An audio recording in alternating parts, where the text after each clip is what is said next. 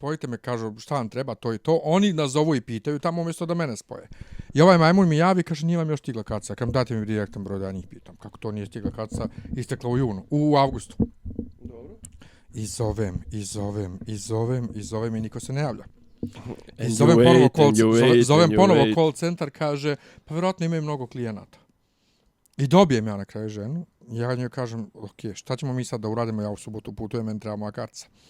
Pa evo, ja sam provjerila, nama sutra dolazi pošta, gospođo, ne zanima vam kao dolazi pošta, trebalo da dođe u avgustu.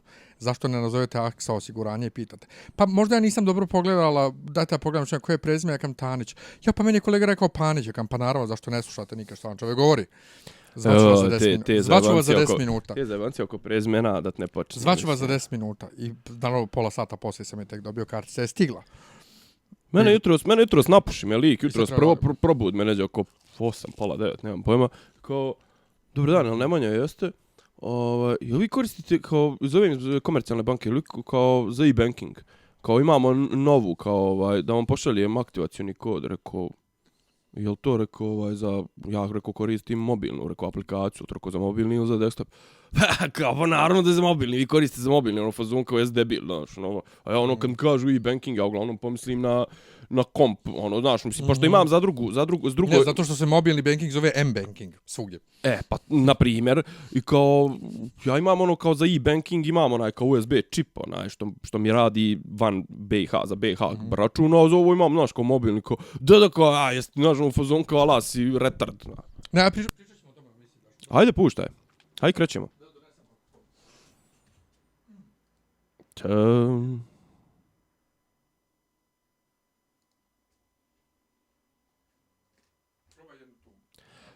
Ja volim kad to malo se ladi, iskreno.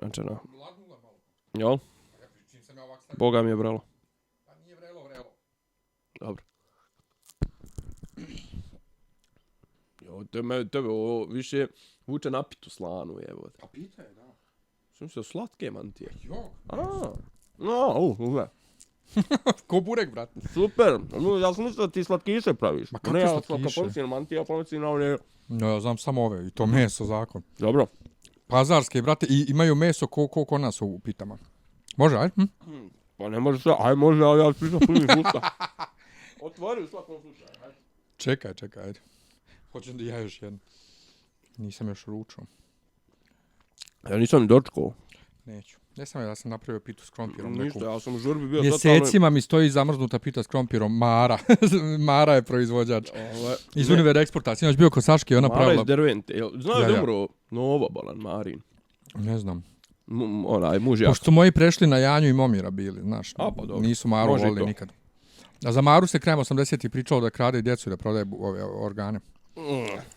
Mnogo prije tačije i žute kuće.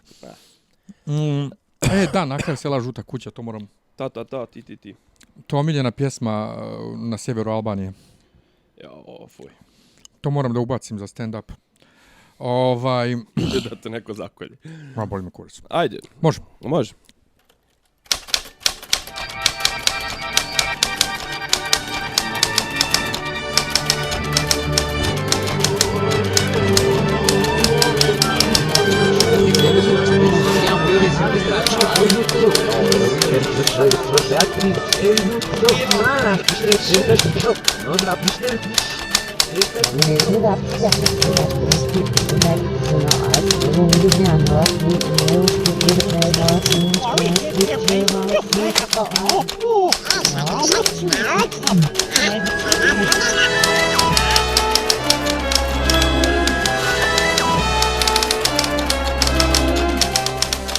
Dopisi iz Disneylanda. Tišina tamo, ništa mi nije smešno. Ćao svima, slušate 21. epizodu podcasta Dopisi iz Disneylanda. Ovo nam je ipak zvanični kraj sezone. Ne, isposi nefair, tačnije isposi, nisi me pitao, nisi me konsultao, ja sam mislio da ovo bude iznenađenja, ti si onda neđe u nekom Facebook komentaru ili tako si najavio si ovu 21. Stvarno? Siso jedna jeste i tu si malo spakvario si, spojlovo si, a mislili smo da zajebemo i to. Ne, a mi smo stvarno mislili prošle nedelje da nećemo raditi još jednu. Ne, ali... bilo je ono kao okvirno u fazonu, ako baš bude neki događaja, jer prošle prethodni dvije zapravo su nam bile baš onako tanki su događaji bili koji su se dešavali. Ono... Ne, a zamisli sad da je bio je referendum i da mi ne iskomentarišemo referendum i rezultate referenduma, odemo na odmor i posle odmora to će već biti zaboravljeno ko grčki referendum od kojeg što sam se ja sjetio. Ne, mislim, toliko aspekata referenduma, meni se sviđa mi se ta tvoja analogija sa grčkim referendumom. Ali mi vjeruješ da mi je tek naumpala ta analogija tu noć posle referenduma, kad su svi krenuli da likuju, sjetio sam se odmah kako su svi likovali na ohi. Likuj ninje i veseli na ohi, grčko ohi, kurac, grčko ohi, ništa. Ja ću danas čisto da se izvinim unaprijed, ja ću da kašljem u mikrofon i da zvučim kao Ljilja Petrović. Prije emisije sam pokušao da ti objasnim ko je Ljilja Petrović. Dakle, ne misli na Ljilju Petrović, ako se uopšte zove žena Ljilja Petrović Lupiću, što je išla na Euroviziju u 56. Imaju dvije Ljilje Petrović. Kucaj majke ti na Google Ljilja Petrović. Ali ova Ljilja Petrović na koju ja aludiram sa ovim svojim glasom, to je poznata srpsko-ciganska pjevačica, kasnije se prezivala i Butler. Evo, to je slika, znači to je gospođa ili Butler. Njen čuveni hit je Duško, ti si mi najdraži. A ima i gospođa koja je 39. rođena u Brodu u Kraljevini Jugoslaviji, koja je jugoslovenska srpska pjevačica iz Novog Sada, prva predstavnica Jugoslavije na pjesmi Eurovizije 61. Ti si rekao 56. Ja sam rekao 56. Ali dobro, šta ona ima, koji su njeni hitovi? Bekime, akordi Kosova. Jel ono, čekaj, ovo, šta je ovo, Stanca u Predgrađu? Nije ona Potražme u Predgrađu, nije. Ne, neka to ne bude u proleće, tu stvar znam. Ali ne, Ljilja Petrović je ciganska pjevačica, a recimo kucajte na YouTube-u i naćete njen snimak gdje ona pjeva pjesmu od Safeta Isovića, koja je inače pjesma od čuvenog harmonikaša iz Smedereva, Bože dragi, sad sam zaboravio kako se on zove, Jovice Petkovića, kada moja mladost prođe, i tačno ovako peva, raspukli onaj pušački, promukli glas. Magla kad ovlada. Mislim, jel mogu da privatizujem ovaj podcast, da otpevam jednu pjesmu, jebemu. Nismo pjevali odavno u podcastu. 3-4 epizode. Moramo se spremiti sljedeći put da otpevamo jedno onako u dujetu. To za otvaranje sljedeće sezone. Za otvaranje... Ja propos sljedeća sezona, vidio sam skoro billboard. Znaš ovi sad video billboardi što imaju po gradu? Boring, dobro, da. Ja, i piše reci 8 i kao šta reci 8, nisam vidio nastavak. Betvin. Ma ne, Ivan Ivanović. Ne, Kladiončarska je neka. Ma Ivan Ivanović, 8. sezona, ali mu se sezona zove 7+1. Da ne bi bilo reci 8. A baš je...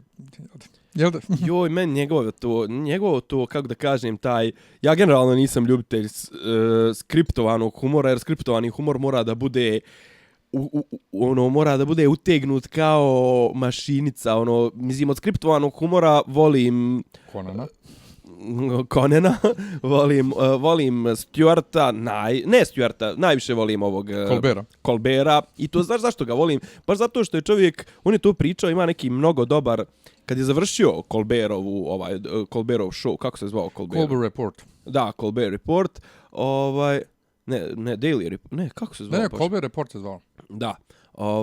Kad je završio to, onda je dao jedan intervju gdje je dao iz te svoje persone prave i gdje je čovjek pričao kako je on zapravo svaki dan ulazio u lik tog tradicionaliste, konzervativca, WASP, White Anglo-Saxon protestant ili šta već, crkvenja, ajde ne kažem crkvenjaka, ali znaš kako je on vodio te emisije iz tog aspekta, mislim, ironičnog i konstantno je bio u tom ironičnom modu gdje kao on beli protestant, a zapravo je to ismijavao tu stranu, da, te desničare, i kažem, čovjek, znaš, gledaš to koliko je to ozbiljno, znaš, mislim, na stranu njegova ekipa scenarista, nego kaže čovjek, ja ujutro kao ustanem u 8 do 12, čitam novine, tražim neke te izvore inspiracije, znaš, kao onda kad se ulazi u studio, znaš, onda bukvalno kao pravi glumac.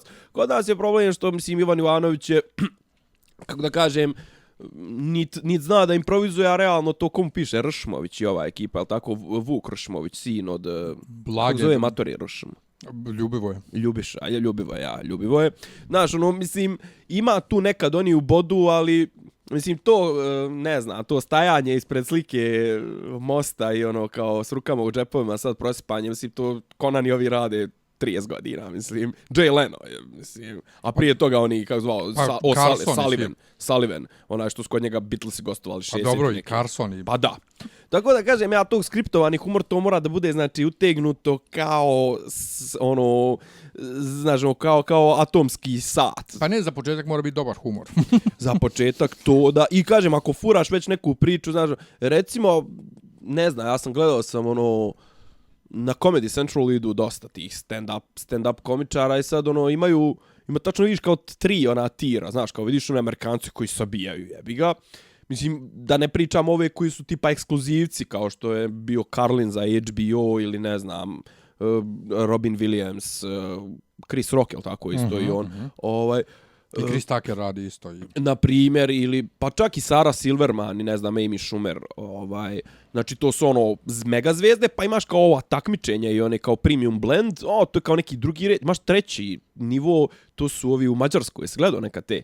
Kao, naši su snimali u Mađarskoj. Pa je južnoslovenska, jugoistočna Evropa, zapravo cijela ima kao ta ekipa i zapravo Comedy Central je radio dosta te neke regionale. Gledao sam i ja i on kao imaš neki kao pa ono kao simpas, neki Poljaci, znaš, ono kao Bugari koji se zajebavaju na te stereotipe i onda imaš ono u četvrtu, ja sam gledao neku hrvatsku lezbejku, joj, znaš ono kao definicija transfera blama, jel se transfer blama, mislim. Znači ona kao pokušava da se zajebava sa tim stereotipima tim i seksualnim i rodnim ali nekako ti neprijatno. Znaš ono, mnogo ti je lakše progutat priču kad taj koji to radi zapravo ima i dobre glumačke sklonosti ili karakteristike, ali kad je, znaš kao, može biti najbolji napisan stand-up ako to neko ko to iznosi ne može da iznese, loše zvuči. Kako samo dođe smo na temu stand-up odjednom? Pa ne znam, nešto spominjao prethodnih dana. Pa jesam.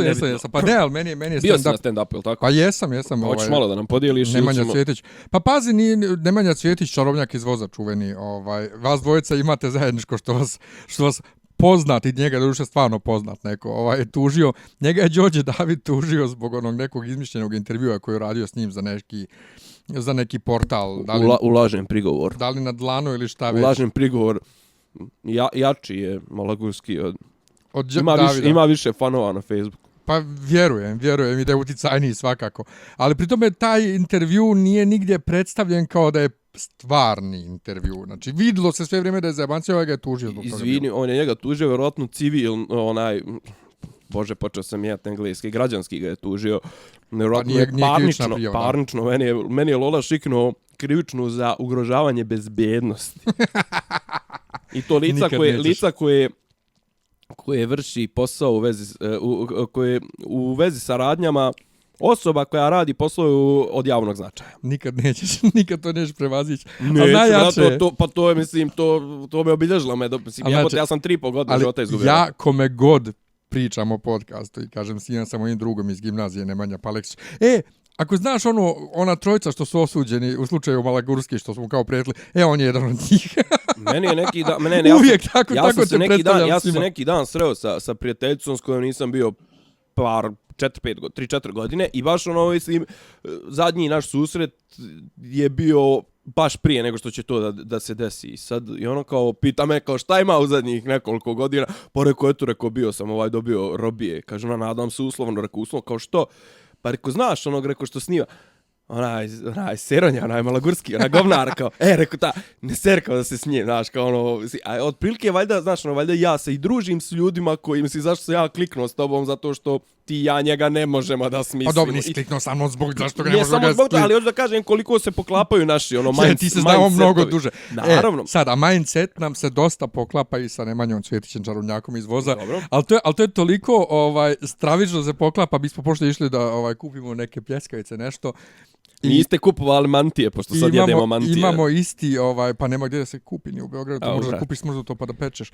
Ali u svakom slučaju imamo isti odnos prema hljebu koji se stavlja pljeskavica. Dakle, ne volimo somun jer je somun suv i ne sarađuje s tobom dok grizeš, nego hoćemo mekanu lepinju da bi jeli... Ali znaš da je bila ona varijanta tipa sad u tortilju, što je meni pogotovo loše, zato što sa tortilje skliznu svi prilozi. Tako je. I onda smo diskutovali o tome, pošto je on porijeklo isto iz Bosne, diskutovali smo o tome kako kod nas se pravi posebno supa kojom se poliva lepinja i ne znam, nije samo... Supa. A sad njegov stand-up. Goveđa supa, zapravo ubaci se kost. Tu je fora u koštanoj pođe reći kostnoj srži. Koštanoj srži i tome što pušta. To mislim, to je tu su najveći oni otpaci zapravo od govedine se trpaju u tu supu i to se ostavi, ali ono što pokupi supa, mislim, to ako si otišao nekad, mislim, ti si otišao, ali govorim, ako je neko od naša 3 slušalca otišao nekad da gleda kako se prave sarajevski ćevapi, pravi on njih konstantno i poljeva supom. Mislim, zato oni jesu onako i zato iskreno rečeno jedu se dok su vrući, dok su friški, jer poslije 10 minuta oni splasnu, smežuraju se, imaju u sebi sode dosta koja ih naduva, znaš, ono, mislim, ima svega, kažu, ima komada vimena, papaka, ovog, onog, mislim, nebitno, zato jesu tako dobri, jebi ga. Yes. Problem sa ćevapima je što, ovim srpskim ćevapima je što ima suše kvalitetnog mesa. Pa ne bi rekao... Suše čistog mesa, nema tog šmeka, mislim, nebitno. Pa ne znam, ima dosta mjesta gdje nije vidjelo mesa uopšte. Dobro. Ali sve u svemu, Nemanja imao svoj stand-up. Recimo da mu je to neki 6. 7. po redu. Iste rutine ili 6. 7. rutina? Uopšte. Nastup, jer ne umije da drži mikrofon. Znaš, drži ga malo dole, šeta s njim ovako i ništa se ne čuje. I pravi se mikrofon. Imali smo mi takvi gosti. Pa to. I onda je Danica Peruničić, moja i tvoja drugarica Horska, bila tu prisutna i melje. Ja nisam odmah prepoznao. I malo polo da viknem, alo debela, zaveži, platio sam njega da slušam, ne tebe. I onda poslije dođe do mene i pričamo o podcastu, pošto ona kao sluša. Ja kažem joj, jel ti veruješ da ja držim mikrofon u ruci? Znači, mi kad pričamo, ja svaki podcast držim mikrofon u ruci. Dakle, ja sam direktno kroz cijelu kafanu. Nemoj da šetaš. Drž ga u ruci. Drži ga pred ustima kao da ćeš da ga pušiš. A mogu se reći ko sladoled seljačina. A nije mi palo na pamet. I onda kafana se smijala, a on se ja sjetio taj dan kad sam s njim pričao, a inače super mu je rutina. Znači, ono što je kod njega dobro i kad se čitaju njegovi postoje na Fesu je ta autentičnost koju on ima spram ovak ti neki fejkera ko što je Malagurski, jel te? Mislim, čovjek sa sela koji piše priče koje su mu se stvarno desile. Mislim, kvalitetna suština, mislim, kvalitetan materijal. Mislim, čovjek je stvarno, ja sam ga upratio preko nekih kratkih pričica, mislim, čovjek piše dobar materijal, iznošenje tog materijala, to se može i navježbati, ali kad imaš loš materijal, brate, može biti, mislim, koliko smo gledali filmova sa dobrim glumcima, ali lošim scenarijom i jeste, ali koja je poenta? Ja sam odavno htio da uđem u stand-up vode, jer me ljudi stalno tjeraju kakav tak problem. Ja imam jedan problem, to je, ja mogu spontano da smislim foru, a sad da ja napravim scenariju, jer svi ti glumci koji rade stand-up, to je bukvalno svaki put potpuno isto, u dah isto rade. Recimo, vidiš... I onda je problem, ja ne mogu to unaprijed, ja sam čovjek više za ono. A sam onda shvatio, ja imam dovoljno priča koje su mi se desile, koje su totalno sumanute, tipa oni policajci na Adi, Milka Canić, Minja Subota i šta sve ne. Ja to mogu da upakujem u priču, ali onda sam odustao od ove ekipe standup.rs, dakle Dinčić, Silić, Neša Bridges i kod njih da se guram zato što oni su bukvalno postali korporacija. I onda ti imaš tu šeficu i ona kad uđeš u tu priču onda ti ona zakazuje nastupe i bukvalno ko zaposleni. Pošaljete u Sloveniju, ide nastupe tamo. Ja prvo ne znam kako bi ja nastupao u Sloveniji. Ne znam, naš... Šta bojiš se da imaš u Sloveniji neku teretete za ratne zločine? Ja, to. Ne, nego nije to taj mentalitet prvo, ali drugo, nemam ja vremena, ja neću da... Ja hoću da to bude više hobi. Pazi, dobro, to za hobi, to te razumijem, ali to što kažeš mentalitetom, ako se mi možemo smijati forama ovoga, kako se zove, Cat Williamsa, isto onog crnca, onog što drži one nasnifane stand-upove, mislim, o, ne znam, stanju scene droge u LA-u, nemam pojma. Mislim, znaš, neke fore su univerzalne. Jeste, ali američka kultura... bi tvoja rutina bila? Ali američka kultura je mnogo, kako ti kažem... univerzalnija. Mnogo univerzalnija nego naša za Sloveniju i tada. A dobro, mislim, Slovenci onako, šta radi Slovenac kad napuni 18? Ide u Bosnu traži oca. Ali šta je glavna fora zapravo... Ti znaš kako bi ti bio, ti bi se tamo zvao Čefur. Što? Pa Južnjak. Čefur je rauskao, Čefur je razgulte, mislim. Kako to odvratno zvuči. Aj, reci. Pa tako zove knjiga. Baš o iskustvima nekog našeg, mislim, kako se, Goran Vejnović ili tako neka, slagaću te. Sve u svemu, još jedan problem sa tom ekipom, a to mi je malo njihov humor, jeste sve to super, ali nije mi tako, onako malo više američki. Ko da sjede i gledaju Comedy Central i pišu, zato što recimo Dinčić koji je sjajan, evo, i on je kod Ivana Ivanovića stalno, on kad priča o popovima, automatski je popovi siluju djecu. A to nije naše poimanje opšte popova. Kod nas je popovi lopovi. Imaš više popova ženska roša nego kao pop siluje djecu. Malo mi, nije mi to. Mene padne na pamet onaj stih Zvonka Bogdana, ne grdite popove što gledaju filmove, pa i pop je živo biće, pa voli porniće. Da, to redovno na svirkama. Ali dobro, to je bezazleno. Morat ćeš jednom da mi objasniš i tu fascinaciju Zvonko Bogdana. Imam ja u dobro, Zvonko je postoji malo i mim sad. Ali ja imam među mom mlađem društvu, fazon 86-94 godište, to je već mlađarija. Koji ga jako vole, a nikad mi nije bilo jasno zašto.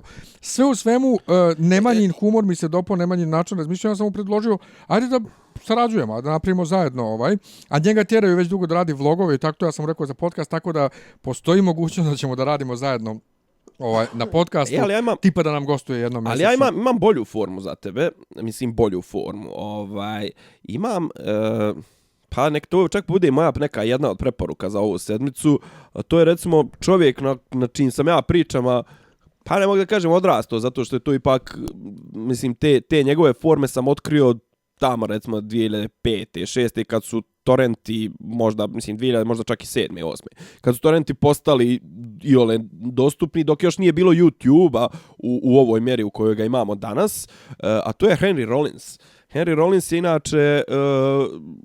čovjek, mislim da sam ga pominjao prije par podcasta, njegov čuveni blog, to jest njegov čuveni esej, Iron and the Soul, kako je on postao to što jeste, kad ga je učitelj, kad ga je nastavnik iz osnovne škole natjerao da krene u teretanu. Sad, Henry Rollins je inače počeo karijeru u američkom punk sastavu Black Flag. Kasnije mi smo ga slušali u srednjoj školi gdje je imao Rollins Band. I on je inače čovjek, za razliku od većine tih derača grlatih u punku, on je čovjek pjesnik, ali baš pjesnik. I on ima bezbroj i knjiga. Ima recimo knjigu, mislim, zapravo čak i to je serijal neki, ima čak i audio snimljen, zove se Black Coffee Blues, gdje on na nekoj turneji, proputovanju po Evropi i sad on tipa recimo ustane ujutro, u Lisabonu i komentariše kafu koju mu tu u tom gradu sipaju i neke svoja razmišljanja. Sad kažem, on je pjevač, ali istovremeno ima i nešto što zapravo to je žanr, zove se spoken word. To nije stand-up, klasični u smislu da je rutina koja se ponavlja, ali on je izuzetno popularan i to je recimo jedna od mojih najtraumatičnijih epizoda u životu. Dok sam ja živio u Budimpešti, sad će me Mirjana će me napušiti po 100. put kako pominjem stalno taj period, ali znači ja dok sam tada živio i kupim kartu za njegov nastup na takozvanom Hormins Njolc A38 Hajon brodu. Šta se smiješ? Ček sad, ajde još jednom ponoviti, Hormins Njolc A38 Hajo je brod na mađarskom. Dobro, tako zvučalo. Odjednom nije good mađarski. To je brod koji je zapravo na Dunavu i koji ima kao neku tu improvizovanu binu i onako malo iskreno vuče to na neki hipstera, malo onako vuče na mikser, ali pošto je na brodu još je veći hipstera, jel tako? I mislim naši bi rekli splav. I kažem, imao sam kartu za njegov taj spoken word, jer je to bilo najbliže, mislim, gdje on nastupa u Evropi. On često provede po mjesec, dva u Evropi, nastupajući po Njemačkoj, po UK-u. Ali kažem, ja u tom trenutku živim u Mađarskoj i kupim kartu i dođem ovdje, dođem u Bosnu na vikend, to je bio neki februar i zapada snijeg i ja nisam mogao da odem. Znači, nije se moglo, toliko je zapadalo da se nije moglo preko Fruške gore, popizdio sam. Uglavnom, kažem, njegov taj spoken word, on je otprilike, živi nastupi otprilike kao naš podcast. Znači, on se u sat i po se osvrne na sve neke teme, ispriča par nekih anegdotica i to sve. Šta je fora? Što sam ja slušao dosta tih, mislim, to su uglavnom u 70-80% slučajeva to su bootleg snimci, ono, neko je uključio telefon ili diktafon ili nešto pa ga je snimio. I onda kao slušaš recimo prvo veče, drugo veče, treće veče, četvrto veče, pola tema se ne poklapa, jer njemu ono kako mu krene u tom trenutku on improvizuje, vozi, nebitno, pola priča ne ispriča na isti način, mislim, poenta bude ista, ali znaš, ono nije uopšte to ukalupljen i kažem, možda bi se tebi čak bacit ću ti par nekih njegovih pričica, pa ne, čisto da vidiš i mi kaže možda bi se ta forma čak više isvidjela i ja stvarno mislim da ja i ti ako ikad postanemo preko ovog podcasta poznati, mislim da bi mogli u tom fazonu nešto da organizujemo, tipa ono, mislim, nije to čak nepoznato ni na ovim prostorima, imaš ovu ekipu iz Ferala, oni često tako nastupaju, mada oni ono smaraju sa tim svojim, oni misle da su pjesnici, pa smaraju sa tim svojim pjesmama. Dežulović i Lučić. Ono što je meni bitno u tome je da se publika smije. Pa ne, ali pazi, ovo je smiješno, mislim, u neku je smiješno, u neku ruku je, mislim, ono, priča ozbiljni stvarno, je sad recimo priča, ne znam, ono, o Georgeu Bushu, znaš, ono, kao prepričava neke njegove, znaš, kao George Bush koji kaže, kao, well, if we speak strategically, kao to bi trebalo da bude strategically, znaš, kao, strategically? Really? Znaš, kao sad on razvijao tezu oko toga kako je George Bush nepismen, mislim, što i jeste, nuclear, mislim, njegov... Pola Amerike govori nuclear. Pa dobro, to mislim, okej, ali mislim, to je smiješno kad Homer Simpson govori, ali kad govori čovjek koji ima prst na nuclear weapons, onda baš i nije toliko smiješno. Kažem ti, više od pola Amerike to govori. Ali ne, znači vi ćemo... Bila debata sinoć. Znači, vi ćemo, nadam se, da doćemo i do toga. Nadam se da će nešto uspjeti od te naših planova, mojih planova s Nemanjom, a rekoh, on bi volio... Ja, divan si pričaš o meni u trećem licu. Da, ali zamisli podcast dvojica Nemanja i 1 Miljan. Morao bih promijeniti ime. I sva trojica ne volimo Malokurskog. 2+. Ne voli ni Malokurskog. Toliko ga ne voli da je šef redakcije jedne u kojoj je nekad radio, kad je Malagurski dolazio u goste, ga je poslao kući. O, gospode Bože. Ali vidjet ćemo sljedeće sezone o tom potom, sve u svemu čovjek je super i uživo onako kakav je na internetu. Ali kad reče doćemo do referenduma. Kad reče, bila sinoć debata, koliko sam vidio na ovom, kako se to zove, na CNN-u, Hillary je pobjedila onako. Dobro, to je bilo za očekivanje. Za očekivati, ali znaš šta je fora kod cijele te priče? Što Trumpove glasače to boli kurac.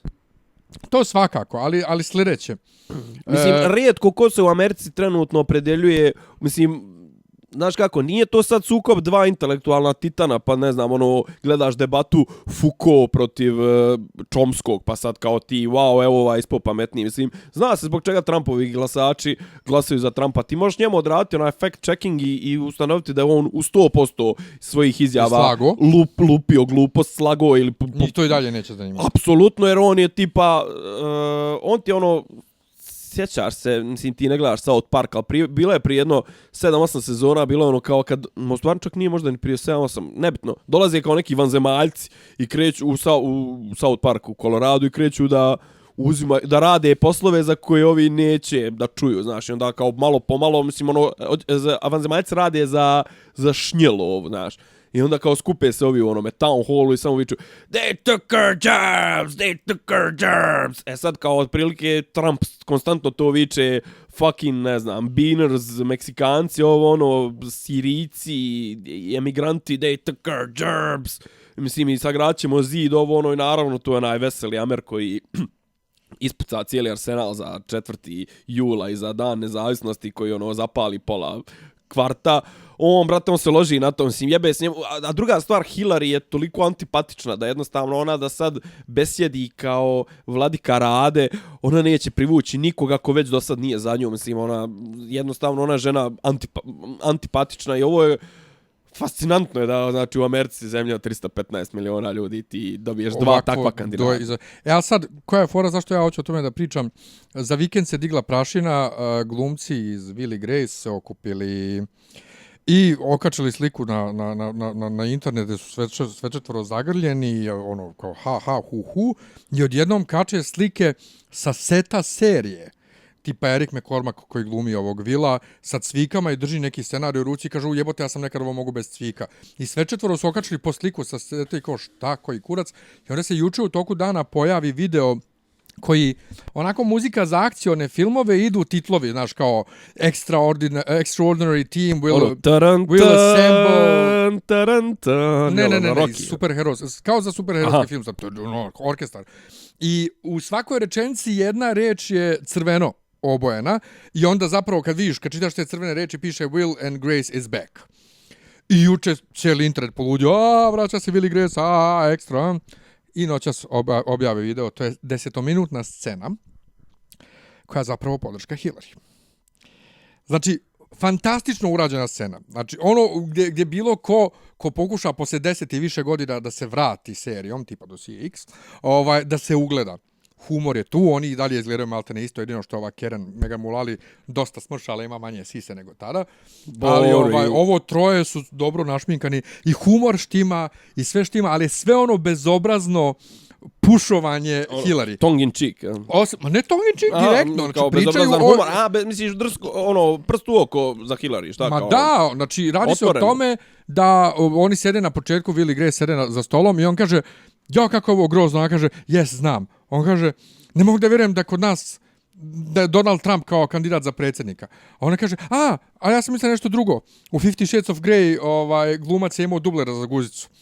I onda dalje. I sve vrijeme taj humor i dolazi Karen koja je sa svojim mužem i sa Melanijom i Trumpom bila na ljetovanju i priča kako je Trump super i ne znam nija šta. A onda dolazi Jack koji predstavlja, pošto oni u Pensilvaniji valjda uvek imaju, to je swing state, država koja nikako da se odluči. Ne, nego zavisi od, mislim, nije ova tvrdokorna. Pa to i dolazi Jack koji je registrovan u Pensilvaniji i sad oni njega, Grace i Will, pokušavaju da ga ubijede da on mora da glasa za Hillary.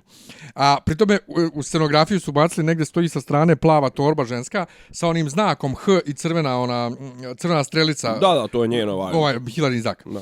I sad, Hillaryjev znak. Hillaryjev znak, da. Ono što je dobro u toj kako zove, sceni jeste to što nije neukusan humor. Znači, nisu likovi na silu ugurani u priču. To je ono što bi ti, da je serija sad i dalje u toku, oni bi stvarno ti likovi, kako su izgrađeni, priču, što kaže. Oni bi to tako predstavili, znaš. Znači, nije sad da Karen gura Hillary tako. Ali i dalje, znaš, ovo bolite što koriste to za tako nešto. I uvijek taj argument, uvijek i iznova taj argument. Ja ništa na internetu nigdje nisam pročitao zašto Hillary treba da bude predsjednik, osim 1, ona nije Trump, i 2, ona je žensko. Nijedan drugi pravi argument ja nisam čuo zašto ljudi treba da glasaju za nju. Ne, ja sam vidio drugu stvar, a to je onaj spot one ekipe superherojski filmovi, mislio sam da ćeš to da kreneš da pričaš. Superherojski filmovi, mislim da je režiser bio Joss Whedon. I u fazonu Robert Downey Jr. bla bla bla, je gledao to. To si gledao? Nisam. Ali sam čuo da je okupio milijardu glumaca. I kao tipa, ako izaberete Hillary, Mark Ruffalo će pokazat kurac. Sad šta je fora? Što postoje dvije stvari, dvije škole mišljenja oko toga da li je to produktivno ili je kontraproduktivno. Ovi koji kažu da je produktivno su u fazonu kao, pa eto, mlađi glasači koji vole, ne znam, mislim da recimo konkretno Chris Evans da se ne pojavljuje, ali recimo pojavljuje se dosta ove ekipe iz Marvelovih filmova, znači mislim dovoljno ti Mark Ruffalo i Robert Downey Jr., ali još neko, ne mogu da se sjetim ko, i kao u fazonu, znaš, kao oni se ipak kao Omer se lože na te superheroje, mislim, pola tih millennialsa će kao skapirati da to, ne znam, njih Iron Man zove da glasaju za Hillary, a s druge strane opet poznato je da je Hollywood već godinama, mislim, od zadnjih 30-40 godina od smrti Johna Wayna i od, ne znam, povlačenja Ronalda Reagana, Hollywood je ljevičarsko utočište i onda u fazonu kao, sad će meni Robert Downey Jr. koji zaradi $25 miliona po filmu, sad će meni Average Joe ili, ne znam, Plumber Joe će meni da objasni kako ja treba da glasam za jebenu Hillary, mrš. Mislim, iskreno rečeno, men bi to izazvalo kontra revolt da se sad skupe Sergej Trifunović i, ne znam, Biković i ta ekipa i da kažu glasaj za kontra Vučića, ja bi glasao za Vučića, mislim, jebote. Možda ne bi, okej, ali imaš te ljudi, znaš, mislim, u Americi, pogotovo u Hollywoodu, to su ljudi koji su izuzeti od realnog života. Mislim, šta oni znaju kakvi su problemi u Detroitu? Mislim, koji je mrtav grad ili, ne znam, Pa osim ovih koji se stvarno bave humanitarnim radom. Pa da, ali kažem, znaš, ono, kao koliko je sad to zapravo, koliko to može samo da učvrsti ove Trumpovce u uvjerenju da su oni, znaš, ono, mislim, i kažem, to raslojavanje, jednostavno neke stvari koje spadaju u domen klasičnog političkog marketinga i debata i toga više nisu više uopšte, nisu stvar o kojoj treba da se raspravlja u ovim konkretnim američkim izborima, jer to više nije pitanje ko ti je više simpatičan, ko ti je ovo, znaš, s jedne strane imaš Trumpa koji je u fazonu ne znam, they took our jobs, mislim, ja ću se, ne znam, osveću se Kinezima zato što su nam uzeli poslove, osveću se ovim, vidjet će svoje Meksikanci koji prelaze nelegalno granicu, vidjet će svoje, ne znam, Sirijci, oni koji su dolaze u Ameriku da, ne znam, ti ni ja, islamisti, ovo, ono, imaš Hillary koja je ono u fazonu, ja sam... kako ona to kaže, electable, znaš, kao ja sam pogodna da me izaberete, da, ja sam žena, ja nisam Trump. Imam iskustvo, da, kao Trump nema iskustvo, ja imam iskustvo, Trump ima pišu, ja nemam pišu, mislim, ono je sve kontra Trumpa. Ja mogu biti prva žena. Da, mislim, znaš, kao ja sam, znam raspored soba u Bijeloj kući. Da. Mislim, ono što mene posebno nervira je koliko se mi van Amerike bavimo time. Pa pazi, to jeste stvar koja će uticati na nekad posredno. Jeste, mislim, ali ja hoću da živim u svijetu gdje mene ne zanima ko je u Americi predsjednik. Pritom. Pa jebote, na N1 je išla direktno debata. Da, zato što je N1 CNN-ov. To je drugo. Kažem ti, mislim, to je, kako se to kaže, soft power, znaš, kao meka moć, ali stvar je sljedeća, što ja sam danas blokirao opet nekog Hrvata zbog njih dvoje. Kod nekog druga na temi o Willie Grace, gdje je krenuo da pljuje Trumpa i onda ovaj drugar njemu uzvratio nešto za Hillary, a onda on rekao kako je Trump isto koji Putin, ne znam, nija fašista, ono je kao, brate, Putin u svojoj zemlji radi, a Hillary ide okolo i sije demokratiju po svijetu, na što on kaže meni, pa da, zato što je najjača sila na svijetu, pa može. Čekaj, znači tebi je to okej da ide okolo i prave sranja koje prave, zašto su najjači na svijetu? Pa koji ajde, čao, blok. Konkretno što se tiče Willie Grace, pazi, i to je pitanje, znaš, ono, koliko je to iskreno rečeno produktivno, a koliko je kontraproduktivno da taj mnoge fanove endorsement, ne, u fazonu kao imaš ti u Americi, mislim, ljude koje realno Willie Grace nerviraju, mislim, ono, u fazonu da su suviše tog gay swaga, pogotovo od strane Jacka i ne znam, ono, mislim, razmažena bogatašca, ono, razmetljivi gay, ne znam šta je Willie, nesigurni gay ili ne znam, nija šta, mislim, on je ajde kao i okej i ova nesretnica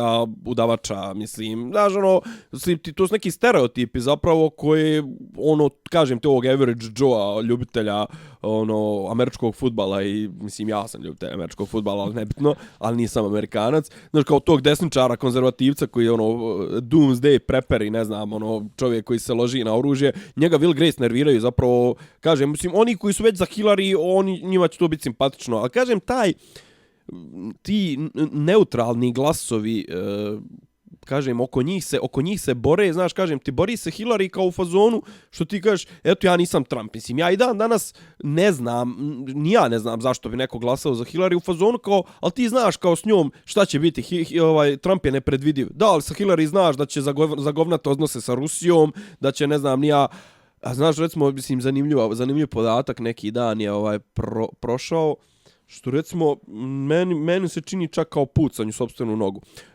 Kongres je izglasao zakon po kome sve žrtve, porodice žrtava 11. septembra mogu da tuže Saudijsku Arabiju kao državu za naknadu štete. Ali Obama taj zakon stavio veto. Opa.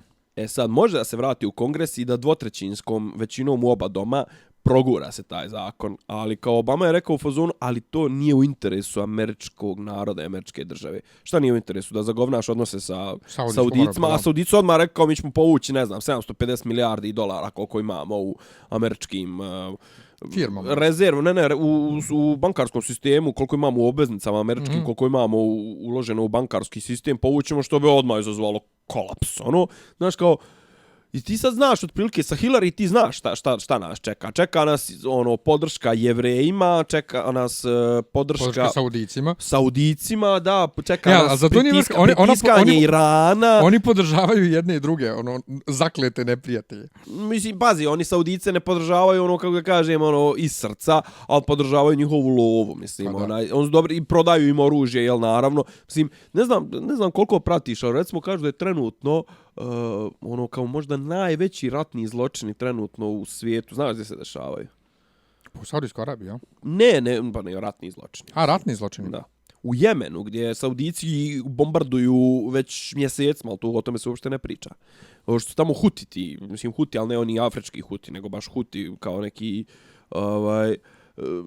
tamo neki narod, native, su pokrenuli neku revoluciju i to sad ovi Saudici podržavaju tu vlast, to, znači rokaju najnovijim oružjem, naravno niko se ne osvrće na to, ali Asad smeta, a evo vidim, pošto je sad valjda neka godišnjica, da li nešto vezano za Gaddafija, uglavnom vidim da se sad stalno se pominje se Gaddafi, šta je Gaddafi bio prije, znaš, kako je dao besplatno školovanje, znaš, onda kao daj da sjebemo Gaddafija, inače će svijet propast. Sjebaš je Gaddafija, posle toga kroz godinu dana ubiše američkog konzula u Bengaziju, a prije toga dok je Gaddafi bio živ nije bilo nikakvih problema. Znaš, kao Sirija, kažu, bila zemlja, mislim, okej, sve su to diktatori, znaš, ali mislim, znaš, kao sjebeš diktatora zarad ljudskih prava i onda izazoveš humanitarnu katastrofu gdje ti, ne znam, 10 miliona ljudi mora da napusti svoje... Da, zato što nisi ljudi prvo edukovao kako se živi slobodno. Ne, mislim, odvrat, znaš, kažem, sa Hillary ti znaš šta će biti. Pa ti kad skloniš, mislim, zamisli sad stado ovaca i zamisli skloniš im pastira, pa... I kera. Pa da, zamisli šta bi bilo s njima, pa, zato što ne znaju. Ne, ali onda znaš šta će biti kad skloniš pastira, doći vukovi pa će pojesti. Pa, ali samo što su ovdje vukovi ti koji su sklonili pastira između ostalog. I kera, nego... Kažem, znači, Trump je nepredvidiv. Nervira me što smo mi toliko svi opterećeni američkim izborima, a pritome svi kod nas su u fazonu Hillary, Trump, kažem kod nas u Evropi, a Trump je rasista. Prvo, ja sam uvjeren da ona podjednako isto rasista koji on. To je jedno. Drugo, nas u Evropi, ako se već bavimo američkim izborima, treba više da zanima njihova spoljna politika. To šta će biti unutra Americi, jebe mi se, brate, da li će da napravi zid sa Meksikom ili neće, boli me kurac. A dobro, to se iskreno ni ne dotiče toliko u našim komentarima. Ali se o tome priča stalno. Zato što Trump nema nikakvu spoljnu politiku, nema priča o spoljnoj politici. Pa ne zato što je... A Hillary, znamo njenu spoljnu politiku, već smo je doživjeli. Hillary je zapravo veći republikanac što se tiče spoljne politike od dakle, mi znamo njenu spoljnu politiku i znamo jedno. S njom znamo sigurno na čemu smo. Tako je. S njim možemo proći bolje, a ne moramo. A pritome ja vjerujem da spoljna politika ne zavisi nikad ni od nje lično, ni od njega lično kao predsjednika, nego ono što administracija, odnosno senat, ko već tamo vlada zapravo stvarno, to je spoljna politika. Pa znaš kako, uvijek postoji taj sukob, mislim, konkretno ingerencije u pogledu spoljne politike uglavnom pripadaju predsjedniku i ovom državnom sekretaru, jel te?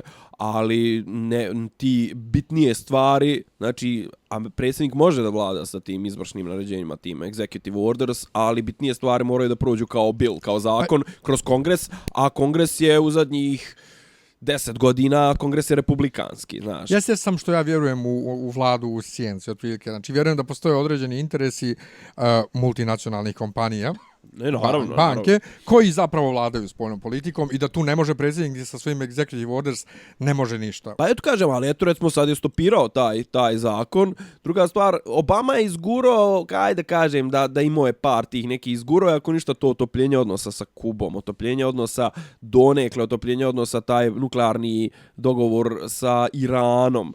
Ma svašta on dobro uradio, mislim, prije njega... Druga stvar, malo je, kako da kažem, malo je zauzdao podršku Izraelu, naš bar što se tiče to Palestine, opet za vrijeme Obame izgubili su desilo se arapsko proljeće, što je veoma bitna stvar što ljudi zaboravljaju, znaš, su izgubili su Mubaraka, izgubili su Egipat.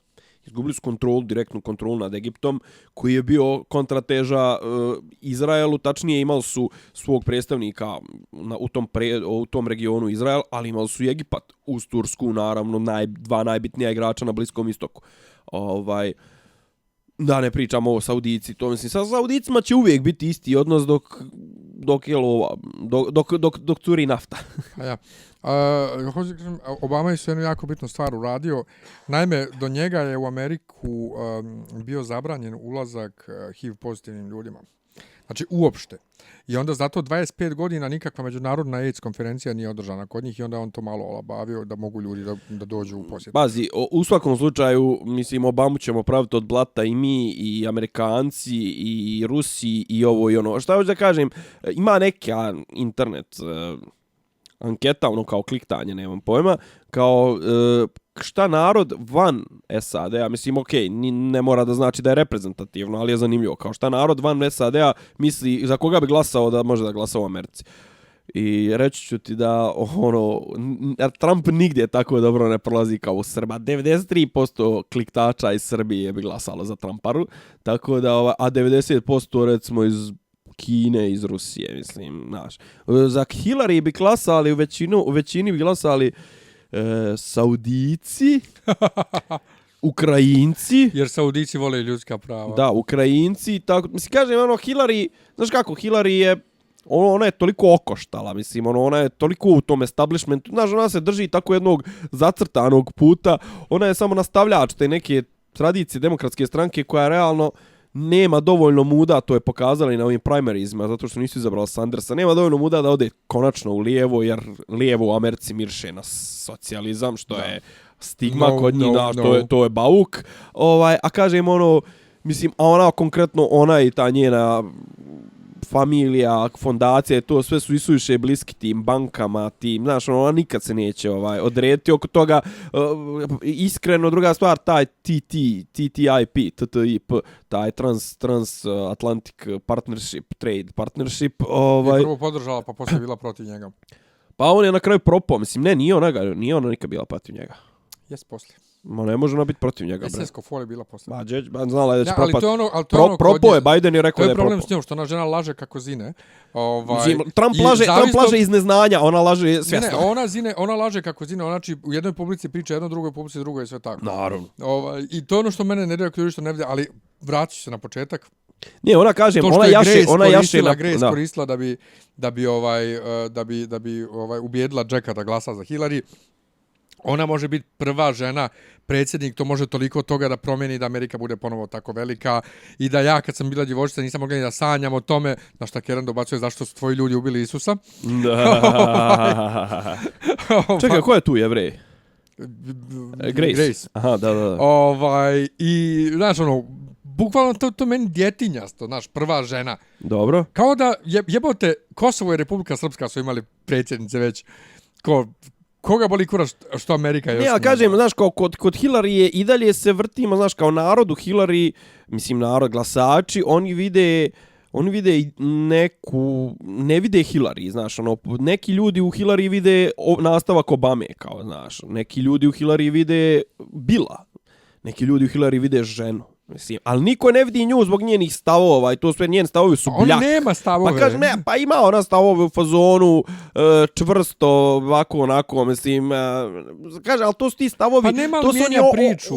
opšte socijalna, kako ga kažem, socijaldemokratija, onaj levi centar, mislim, to su oni stavovi koji su toliko blah, to je nastavak ove priče, mislim, kod nje je naš, kao ne, mislim, otprilike kao sve je dobro, znaš, kao, mislim, nije sve je dobro, nego kao, eto, još više ljudskih prava, još, ne, mislim, ja mislim da treba da se mijenja kompletna slika, znaš, kod nje je sve kozmetika, mislim, kozmetičke su promjene koje bi ona donijela, kažem te, ona je mainstream, baš je mainstream i mainstream medije vole ovo, ja stvarno mislim da ovi polovi što ovo pokazuju da to još uvijek da to nije iskreno, jer ima ljudi, garantujem da se više ljudi stidi što će glasati za Trumpa nego da ti ljudi kriju svoje opredeljenje, tako da a kažem, 538, čuveni sajt političko-analitičarski, i ti 538 je rekao da otprilike njihova, Kaže, Trump koji drži zemlje, nema šanse da ih izgubi, jer sve zemlje ima, sve te države u kojima ima vojstvo veće od 4%. A Hillary u 3-4 zemlje te, koje mogle da budu swing states, ima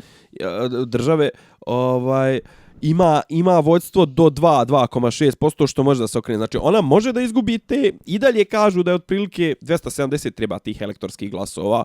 Ona ima 272, on ima 266, ali kao, znaš, on može da ide gore, on ima kao veći plafon, a ona može da izgubi. Na.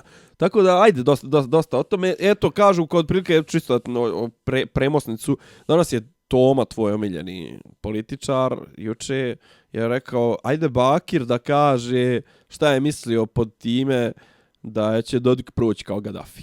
Pošto je Bakir je imao poslije referenduma, imao je jednu normalnu izjavu, je rekao, život se nastavlja, a sutra RS neće niko ukinuti i ajmo dalje. Znaš, ali onda je naravno nešto tipa rekao, što je najinteresantnije, mislim, jebeo mater, bojim se da se složim s Bakirom, mislim, Kirba, zlatna kašika, bojim se da se složim s njim, ali mislim da je upravo, mislim da ovaj stvarno sebe, iako je loš primjer, mislim, loš primjer je Gaddafi, jer Gaddafi je jedan platio što je davo pare pogrešnim ljudima, on je platio zato što je Francuzima finansirao njihove kampanje političke o Sarkoziju i ovoj ekipi, pa su odlučili da ga se oslobode kao nezgodnog svjedoka. Ali kao tipa proće, ne znam, kao neki ti usamljeni, što je najgore, ja stvarno mislim da Dodik vodi sebe, ali ja bi najviše volio vodi samo sebe, a ne cijelu Republiku Srpsku u jednu tešku izolaciju. Mislim, već dovoljno je tamo narod i sve, da država je dovoljno izolovana, mislim, ona trenutno predstavlja samo jedan rudnik iz šuma, dakle se izvozi rudno bogatstvo iz šuma, mislim, nije ništa drugo, znaš, njakače su u zapećku svijeta, a usred Evrope su. Kažem, on to vodi sad u neki svoj feud, mislim. A hoću da ti kažem najinteresantniju stvar na koju je meni ukazao moj stari na povodom ovog referenduma. Znaš, kaže, šta je referendum pokazao? Rekao, šta? Že pokazuje da je Republika Srpska geografski podijeljena. Ti znaš da u distriktu Brčko nije bilo referenduma? Pa da, što to nije Republika Srpska? I otprilike on sad kad bi izazvao ocijepljenje Republike Srpske. Pa šta bi on sad, znači, to bila država koja je sastavljena iz 2 ostrva, jel? Zato što je Brčko spaja. A šta, nema veze mimo Brčkog? Nema, pa da. Pa nema. Teče rijeka. Možeš kroz Hrvatsku ili kroz Federaciju. Vrh. Ali on neće da se ocijepi. Ja sam to ljudima ovih dana govorio. Ja sam ljudima to ovih dana govorio. Sam ti rekao šta je sljedeće, rekao sam šta je sljedeći potez, ne mogu, šta je sad problem, imam problem ko što ti imaš problem u većini stvari, ne znam šta sam napisao na Facebooku, šta sam napisao na forumima, šta sam tebi u privatnoj prepisci napisao. Šta sam rekao u podcastu. Šta sam rekao u podcastu, ali znači sljedeći referendum koji ide, mislim ovo je bio probni balon, ali sljedeći referendum koji ide je onaj jedini iskreni koji njega interesuje, taj da se ukine ili da se bar minimalizuju nadležnosti tužilaštva BiH i suda BiH. Tužilaštvo BiH i sud BiH su svojevremeno, mislim, kad su nastali, bili odgovorni samo za pitanja ratnih zločina. A u međuvremenu su dobili neke nadležnosti i trenutno sad Mileta hoće da sprovode, mislim, ili tipa da ga privedu na saslušanje povodom referenduma, što je glupost po meni. Mislim, ja mislim da Mileta treba goniti za malverzacije u privredi, za štelovanja tendera, za izvlačenje love iz banaka, za Pavlović, za Bobarbanku, za ovo, za ono. Ja mislim, za referendum, to je politička odluka, mislim, taj referendum, druga stvar, kao šta on je, referendum je organizovan mimo volje, mislim, možeš misliti. Prvo, taj referendum nema apsolutno nikakvu obavezujuću snagu, vraćamo se na tu stvar. Znači, šta je tvoj... Ajde da uđemo lijepo u priču o referendumu. Šta je moje stanovište, problem? Šta je tvoje stanovište? Jesi ti jesi ti protiv, zašto si, mislim? Ja sam bio za referendum, ako se sjećaš dobro. Pa sjećam se, nego zašto si za referendum? Pa zato što je meni malo muka od tog ukidanja svega i svačega, dakle, kome smeta jedan praznik. To se slažem. Ne razumijem, ne mogu da razumijem. Međutim, jedna naša drugarica iz škole, učenik generacije moje, Ana Kojić, je napisala bila status na Fejsu, ne izlazim na referendum, a onda na jednoj grupi kod nas na Viberu je pitala, zar ne bi ljudi koji su protiv Dodika trebalo da budu protiv referenduma? Vidiš, to je zanimljivo pitanje. Pa sam ja rekao, ja sam protiv Dodika od 98. Da.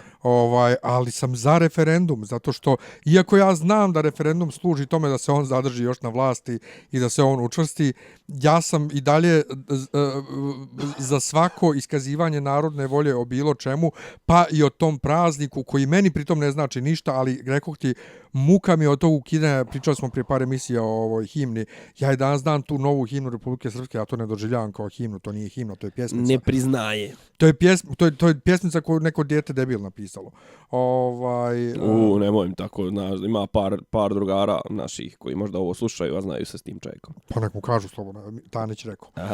Nije Paleksić rekao Tanić.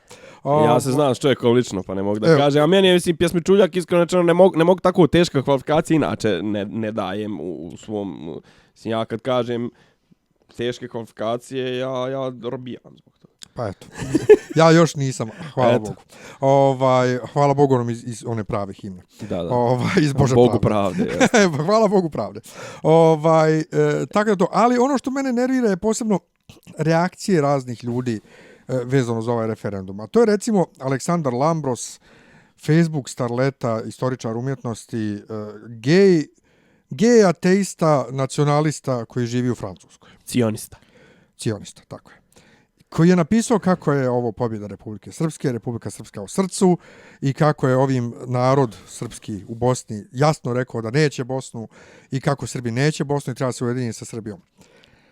Ja prvo sam Ja mogu... Mene Republika Srpska kao Republika Srpska, ja nju ne doživljavam. Zašto ja nisam rođen u Republici Srpskoj u ta dva ostrva povezana distriktnom Brčko, nego sam rođen u... A nije to bilo nekad, znaš? Nego sam nije rođen to po Dejtonskom sporazumu, taj distrikt Brčko je... Znam da nije. Ja sam rođen u SFRJ u Republici socijalističkoj Bosni. Ali ja Bosnu, svejedno, koje su sad državni okviri, doživljavam kao jednu geografsku cjelinu. Tako da to što sad trenutno u Sarajevu vladaju muslimani, u Tuzli vladaju muslimani, ja nikako ne mogu da se odreknem te Tuzle i tog Sarajeva ili bilo čega od drugog u Bosni. Znači, sve je Bosna. Ja ne mogu da shvati Srbe, mene bukvalno fizički boli Srbi u Republici Srpskoj koji su u fazonu Srbija, a Bosna, nije Bosna nego Republika Srpska.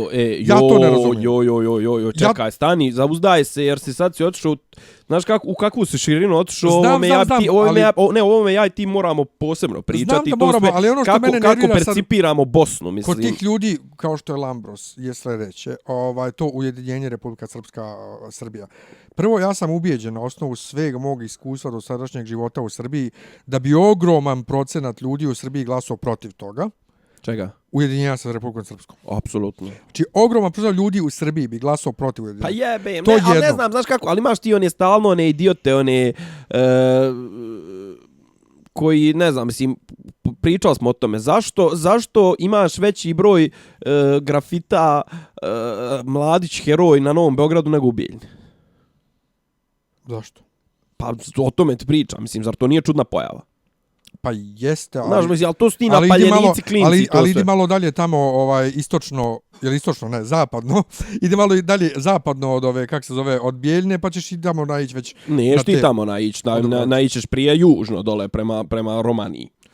Dobro, svakako. Ali je poenta, znači prvo što bi ljudi u Srbiji bili protiv tog ujedinjenja, drugo što sam ja čvrsto ubijeđen da Dodik ne bi htio to ubeđenje. A zašto? Zašto Dodika bi sad... Ne može on da dijeli vlast. Ne, pa to, sad kad bi Republika Srpska postala dio Srbije, on ne bi imao nikakvu... On bi bio ko predsjednik okruga. Kao da je predsjednik Šumadije bi bio. Eto, otprilike to. U srpskom političkom sistemu, Srbije okruzi su besmisleni. Okruzi su smiješni. Ja kažem kao da bi bio okrug. Pa ne, znaš ko bio? Bio Pajtić. Do prije 6 mjeseci. Pa tako nešto. Predsjednik pokrajinske vlade. Recimo tako nešto, ako bi to bilo pokrajina. A drugo, on ne može ovdje nikada bude faca kakva je u ovom obliku Bosne. Vidiš sad recimo, ali vidiš zanimljiva je recimo stvar. Joj kažem, mislim, ovo moram početi pisati teze, mislim, ja sam za referendum, ali sam ni pošto za odcepljenje od Bosne, ni pošto za spajanje sa Srbijom, ni pošto za te takve tumačenje. Pa iskreno ne znam, mislim, ja sam u fazonu, mislim, ne znam. Vidjet ćemo recimo kako će se razvijati odnos Kosova-Albanija. Moj problem sa tim srpskim mislim, jer srpskim načinom razmišljanja je neko nam nešto uzme, eto, uzeli su nam, iako ja ne mogu sad kažem, muslimani i Hrvati su uzeli federaciju, oni su isto jebote živjeli u Bosni, isto koji mi, nije to poenta. Ali neko nam nešto uzme i mi se obe ručke toga odreknemo, i prihvatimo nešto sasvim treće. Ko Hrvati koji prisvoje sebi slovenske riječi i mi ih se obe ručke odreknemo i ne kažemo 1000, nego izaberemo grčku 1000 ili neku tursku riječ. Razumiješ? To mi je u našem mentalitetu baš onako... Razumijem. Evo ako. Mile Dodik. Daš gdje je bio Mile juče bio? Gdje? U Beogradu. Što? Pa to se i ja pitam. A znaš zašto je bio u Beogradu? Da bi gostovao na N1. A je? I to u intervju onom tipu što vodi iz Sarajeva. Znači, on nije htio da ide u Sarajevo da da tamo intervju u N1, nego je on sjedio u beogradskom studiju N1 dok je sjedio u sarajevskom. Da me zebavaš. Majke moje. Koje kuće? U pressingu. Znači, izvini Mile, prvi dan nakon jebenog referenduma ti si u Beogradu. Znači, tako bio vjerojatno i prvi dan nekog eventualnog rata. Pretpostavljam da bi bio u Beogradu i vidio i okosio travu oko svoje vile na Dedinju. Pa ja šta? Druga stvar, evo sad sam je već zaboravio. Da, pitao ga je taj tip u tom intervju kao u fazonu a mnogi kažu da biste vi dobro prošli na izborima u Srbiji, to sve na šta odgovara, znaš, kao vidiš kao da njemu to imponuje, znaš, mislim, imao je on tu svojevremeno, sad mi je palo na pamet, svojevremeno je Radovan imao glupu ideju da proba da materializuje, da kako da kažem, da ovaploti svoju kako da kažem popularnost kad je osnovao nešto što se zvalo SDS srpskih zemalja. Joj kuku. 94. Na što je Slobo odreagovao tako što uveo sankcije Republici Srpskoj i otprilike je pomnožio s nulom Radovana i ovu ekipu. Znači, to je kad ti udari slava u glavu, jer je Radovan mislio kao ratni lider i ne znam, nija kao, kako da kažem, kao Eisenhower i to sve da bi mogao nešto, znaš, mislim, šta će koji kurac Srbin iz Bosne u Beogradu na političkoj sceni Srbije? Mislim, ne treba da bude, u smislu, znaš, preseli se u Srbiji, to sve, ali kažem ti, nemoj misli da Mileta ne drži ta ideja, da on volio da bude vođ svih Srba. Volio bi on, ali nema on šanse za to. Znam, ali kažem ti, jedno je, poješće ti mantiju ceca. Znači, jedno je želja, a drugo je mogućnost i to sve ne mogu falati. Kažem, znači, prvi dan nakon pobjede, koga smo pobjedili na referendumu, koliko smo pobjedili? 2-0, 3-0, koliko? 99,87 ili 78, tako nešto. Smo zaokružili na 100. Mile ide u Beograd. Mile trenutno ima 2 mjesta gdje može da ode. Znači ima to da svaki put plati par miliona eura odlazak u Rusiju, da ga primi Putin neđe na nekim marginama, i može da ide u Beograd. I u Beograd čak u zadnje vrijeme očigledno da će ići sve manje jer je postupio kontra Vučiću. Sad je pitanje tu koliko je to Vučićevo protiv smo referenduma, ali se nećemo miješati koliko je to autentično, koliko nije, jer Vučića, mislim, ne možeš mu nikad uhvatiti šta on iskreno misli. Ali kažem, znači on prvi dan umjesto da tamo sabira utiske da vidi šta ćemo sad, mislim, neko od opozicionih lidera u Republici Srpskoj je rekao, dobro Mile, evo prošao je referendum, šta ćemo sad? On ide u Beograd. Druga stvar, Mile, znači dok je bio referendum, on je rekao, ako hoće da hapse, neka hapse cijeli referendum. I druga rečenica mu je bila, iza mene sad stoji cijeli referendum. Znači, zašto sam ja protiv ovog referenduma? Zato što, mislim, postavlja se pitanje šta je starije, kokoška ili jaje. Znači, ja smatram da je zapravo ovaj referendum, Mile je sazvao ovaj referendum da bi predstavio sebe kao jedinu vodeću, jedinu snagu u Republici Srpskoj, tu prosrpsku, bla, bla, bla.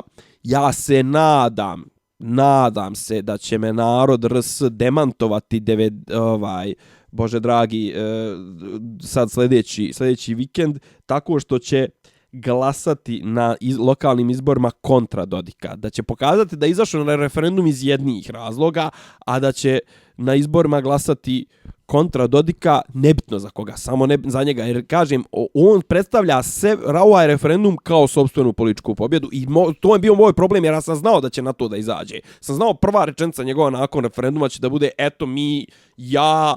I sad šta kaže ova Željka Cvijanović je danas imala neku izjavu u fazonu da, atak na Dodika je atak na Republiku Srpsku, ovo što tužilaštvo ga traži i to sve.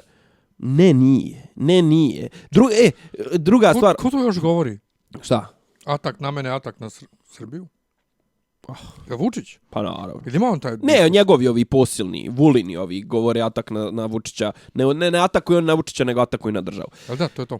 Sad, ono što ti kažeš, sad ću vratiti se malo samo na ovu temu, kako Srbi iz Bosne doživljavaju Bosnu, a kako Srbi iz Bosne doživljavaju Srbiju, to mi je pričao učesnik tih razgovora lični. 96. na zimu, prvu januarsku zimu, kad je tek potpisan Dejtonski sporazum. Prvu bezratnu zimu. Jeste.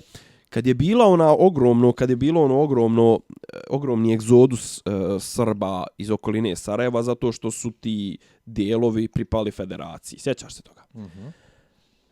I uglavnom, bili su ljudi u fazonu, Momčilo Krajišnik je predložio tadašnjem možda smo čak i pričali u nekom podcastu, tadašnjem Dabrobosanskom, je li tako? Jel Dabrobosanski sjedi u Sarajevu, jeste? Kao u fazonu da se premjesti i mitropolija i crkva i sve to, da se premjesti i Pale Sokolac, na što mu odgovorio, gospodine predsjedniče, crkva je starija i od mene i od vas. Kao u fazonu ne znamo mi šta donosi sutra. Zašto se Srbi? Znači u tom trenutku je bilo ajmo se svi iseliti iz Sarajeva. Znaš, kao i onda su I odsele se i ostave, znači Sarajevo koje nije Sarajevo ako u njemu nema. Mislim, Sarajevo su gradili i Srbi, mislim, bili uvijek bitan dio tog Sarajeva. Sad otprilike sad kad odeš u Sarajevo, sem saborne crkve i one gore stare crkve, to se ti maltene u tragovima nalaziš da su tu nekad Srbi živjeli.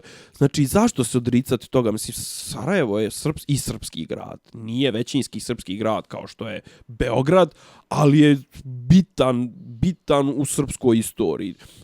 Druga stvar, zašto posmatrati to tako, kako da kažem, jeftino i ne znam, zašto posmatrati to kao sad sve, znaš, kao tako kratkotrajno, znaš, šta je za mog vakta, tako, znaš, ta crkva saborna u Sarajevu postoji 100 godina, stara crkva postoji ko zna koliko stotina godina, mislim, tragovi da su Srbi u Sarajevu postoje stotinama godina, znaš, utkano u istoriju tog grada, mnogi Srbi. Sad ti kao, znaš, pokupiš se i odeš, mislim, a zašto davati ljudima na izvolite, znaš, odricati se toga. Mislim, ne znam. Samo zato što je na vlasti neko ko nije... Pa da, kao zašto gledam, znaš, kao Mile Dodik, ja na Sarajevo gledam kao na Teheran. Pa jebem ti mater. Mislim, što gledaš na njega kao na Teheran? Mislim, u Sarajevu su živjeli Srbi, mislim, prije 100 godina. Mislim, otiđi malo pročitaj listu onih, kako zove, dobrotvora, ektitora, saborne crkve i to, pa prije 100 godina ljudi ulagali u to, sad da bi se ti toga odreku, pa pičkat materna, mislim. Znaš, takva kratkovidost, takva, znaš, mislim, i druga stvar, i ovo kažem, mislim, vraćam se Kosovo. Pa ne treba to zaboraviti, mislim, Kosovo možda trenutno nije srpsko, možda će nikad više neće biti srpsko, ali će uvijek biti tu ako se bude pametno postupalo. Mislim, načast će biti Albancima ako sruše Gračanicu ili ne znam, nija Dečane, ajde zapali su Ljevišku. Njima načast, kao što i nama načast to što smo zapalili Bajrakli džamiju. Mislim, naša sramota. Ja se stidim toga, a sad da li se... Ne stidim se, vala, ničega. Čega? Pa ničega u čemu ja nisam učestvovao. Pa okej, mislim, vraćamo se na slažem se, mislim, kolektivitet, ne kolektivitet, ali kažem, mislim, stidim se da se tako nešto desilo u gradu u kome ja živim. Mislim, nisam mogao to da spriječim, ali nisam ni učestvovao, okej, znaš. Ne znam, ja ti rekao, ali mene stvarno fizički boli to kako se ljudi odriču Bosne, olako, i kako hoće, znači, da tu banana državicu gdje 1,5 miliona ljudi ima, da se odvoje, da se pripoje Srbiji, da budemo neka lijeva zadnja rupa nasvirali u Srbiji.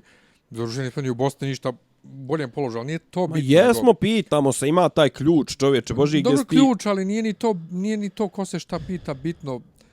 govorimo o tom identitetu, jednom kulturno, pa i jezičkom u ostalom, razumiješ? Da. Evo, u posljednje vrijeme, kako s tobom snimam ovo, pa mnogo više pričam i ekavski nego što ga inače pričam u Srbiji.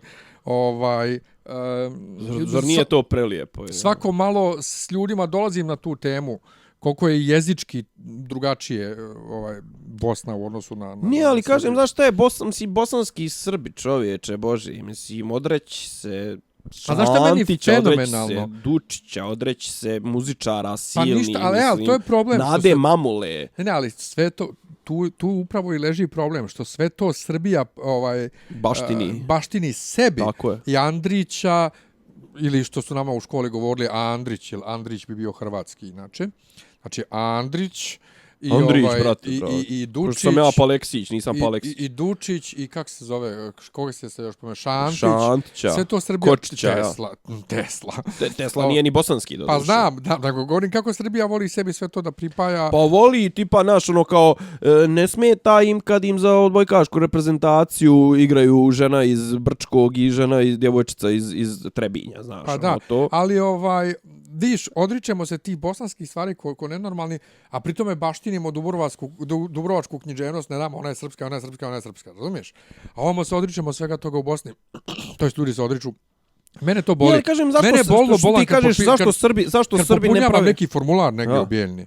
I vidim da neko moje godište napiše gdje je rođeno mjesto RS. Pa jebem ti mater, nisi rođen u RS, rođen si u SRBIH. A dobro, ja to uvijek idem istorijski, mislim, u tom trenutku kad sam se ja rodio, mislim, tad je bila SFRJ. Ja. Pa ne, ja pišem SRBIH, SFRJ. Ja SFRJ pišem, ja, okej. Doboj, opština Doboj, Republika SRBIH, država SFRJ. Znaš, ova djeca, mislim, djeca moje godište, za mene često djeca, jasno. Shodno načinu, temama razmišljanja. Kaže Republika Srpska. Kakva Republika? Pa isto sjetim se kad sam se vratio iz Njemačke, čoveče, 97. godina, profesor istorije Romić, nama razredni, i pita nas onako za strani jezik koji učimo. I vi ste svi Njemci. 98% razreda u glas kaže, ne, mi smo Srbi. U glas. Ko pjesmica naučio, ja sam bio zapanjen. Tako da ne znam, jako mi je mučno. Ali prije svega mi je mučno što sad tako ljudi koji sa svoje bezbjedne daljine, kao u Francuskoj, komentarišu i daju tako velike ocene. Pritom, ja iskreno mislim da ne može niko da sudi o lokalnim dešavanjima ako nije tamo živio, pogotovo o kompleksnim lokalnim dešavanjima kao što je Bosna. Znači, ne možeš ti meni iz Francuske da mi pametuješ o tome šta bosanski Srbi hoće, šta neće, šta je dobro za bosanski Srbin koji je živio u Beogradu, a sad živio u Francuskoj, bi sad da ti trljao o problemima Bosne. Šta bosanski Srbi hoće, šta neće, šta je dobro za njih, a šta nije. Ali to je taj patronažni, taj odnos o kome smo već jednom pričali, koji mene isto nervira. I to sve kažem ti, šta ima Toma da brani Dodika od Bakira? Prijatelji, to su unutrašnje stvari. Kad budu spoljašnje stvari, ali kažem, Republika Srpska garant Dejtonskog sporazuma, Republika Srbija garant Dejtonskog sporazuma i tu je da štiti Srbe. I to sve nemoj matereti. 94. su uveli sankcije kad je trebalo, možda i kad je moglo da se vojno riješi to pitanje. O tom da je Sloba uveo sankcije i onda su Srbi... Ja taj podatak nisam ni znao. Pa nisam, pogledaj tamo... Sumnjam da iko zna. Avgust, znaju to ljudi, mislim, koji se bavili time. Ne, govorimo o običnim ljudima. Avgust 94. Sloba je udario onaj sankcije na Račina ovamo, znači mi smo u tom trenutku... Koliko je to trajalo? Do kraja rata. Pa me zajebaš preko godinu dana sankcije Srbija... Da, mislim da je tako. Kako ste preživili? Pa ne si bilo kao normal, bez pomoći, bez čega, bez ovog, bez onog, mislim, nije se moglo ništa. Pa kako smo preživili? Pa pala krajina, eto kako smo preživili. Zato je i pala krajina. Ja sam se zapravo zapanjen, ja to nisam ni znao uopšte. Iščitaj malo. Ja nisam znao, većina ljudi vjerojatno... Ali kažem ti, znaš, pa ne, ali to je bilo, znači, to je bio odgovor kao navodno zato što Srbi u Bosni nisu htjeli da prihvate neki mirovni plan. Jest, sad mi nešto zvoni u glavi.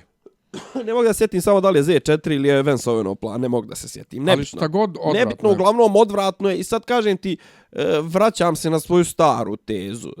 Beograd, konkretno Beograd u smislu establishment, vlast, politička Srba i to sve. U koju god da je bitku ušla diplomatsku vojnu, ovo ono od 90. pa na ovamo je ispušila. Znači, izdali su Srbe u Krajini. I zapadna Slavonija je pala potpuno, prvo je zapadna Slavonija pala, prodali su istočnu Slavoniju, gore Vukovar, onaj Dalj, Beli Manastir i to. Posto toga su naravno 95. su prodali ove Srbe u Krajini, 4. avgust sjećamo se, to je 1., 2., 3., 4. avgust Oluja.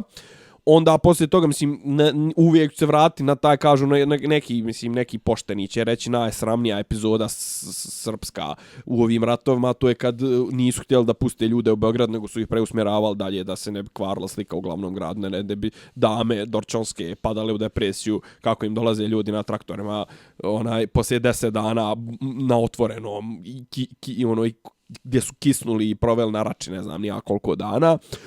Isto tako su ispalili i bosanske Srbe, mislim, kad je krenulo to, pa tamo 12 opština, to je isto poznata činjenica, 12 opština bosanskih, to jest krajiških, gdje su Srbi uvijek bili većina, Ključ, Drvar, Petrovo, Grahovac, Sanski most, Grahovo, Sanski most, koliko i već Kneževo. Petrovo nego Petrovac. Petrovac, izvinjavam se, da. Pa rekao Petrovo, Grahovac, zapravo je Petrovac i Grahovo. Znači, gdje su, mislim, koliko mi drugara znamo iz tih predjela, mislim, Kevac pod broj 1. Kevac, meni su iz Petrovca bespravno izbjeglice bile u stanu u Derventi, nismo mogli ih istirati. Iz Petrovca su bili neki Čaletov, neki kolega u MUP-u je bio iz Petrovca. Dragana Ličina, mislim da isto tako nešto iz Petrovca. Pod prezime je takvo, mislim, Bubulji, doktor u optičaru, u Bijeljnjima, isto drugarica, on su iz Sanskog mosta, mislim, bruka ljudi, 99. Kosovo, 2005. Crna Gora, znači niko pod milim Bogom ko se uzdo u Srbe iz Krajine, u Srbe iz Beograda, taj je najebo. A ostali nisu htjeli više sa Srbima iz Beograda. Znači, i onda Beograd ima kao taj beogradski establishment ima pravo nešto kao uzme za pravo sebi da nešto prospa pamet, brani nekoga Kenja ili ne znam, nija predstavlja bilo koga. Svisine. I onda kao, znaš, stalno se vraćam kao zapad, kao vi ste lideri na zapadnom Balkanu. A znaš šta je zapravo zapadni Balkan u tim, kad kažu Evropljan zapadni Balkan, to je najveći jad i bijeda, znači i Rumunija i Bugarska nisu, jer je to kao navodno istočni Balkan. Grčka da ne priča, mislim. Hrvati i Slovenci sebe ne smatraju Balkanom, što je legitimno. Pa šta, mislim, oni sebe ne smatraju i nikad se ni ne broje kad kažu zapadni Balkan, to smatraju na zemlje van Evropske unije. Znači, zapadni Balkan, kad kaže Srbija kao najbitnija zemlja na zapadnom Balkanu, Srbija, Makedonija i Albanija. Albanija, Crna Gora, Bosna. Crna Bosna i Gora Hercegovina. Evo, pod prilike. Tako da, znači, to mislim, mora se raskrstiti sa tim mitovima i tom mitomanijom da je Srbija i Beograd da su neki kuraci, to sve. Nema teoretski šanse. Mislim, da su bitni, da mogu nekoga da zaštite, da ono, kažem, nemoj da Ivica Dačić, mislim, videli smo kako je bilo kad je SPS vodio računa o Srbima u Bosni 90 i nemoj da on više vodi računa. Ali to nije taj isti SPS, molim te. Ali je lista radikalna stranka? Nije, i to je sad napredna stranka. Navlačim te. Navlačiš me. Ne, navlačim te, znaš šta je. Jesi vidio Šoljš za glupio? Hoću da te pitam nešto. Ako bi na predsjedničkim izborima u prvom krugu bio kandidat SNS-a, nebitno da li je Toma, da li je neko drugi, kandidat opozicije, nebitno da li je Janković, Radulović, Duško Kovačević, Vlade Divac, Novak Đoković i to sve. Jel mogu ljudi koji su sad u parlamentu poslanici biti kandidati na predsjednički izbor? Mogu, samo što će morati da podnesu ostavku. Ukoliko pobjede ili uopšte? Ili za kandidaturu već? Ne znam, to ne znam. Okay. Nemoj mi držati. I ako s treće strane bude Vojvoda, za koga glasati? Za Vojvodu.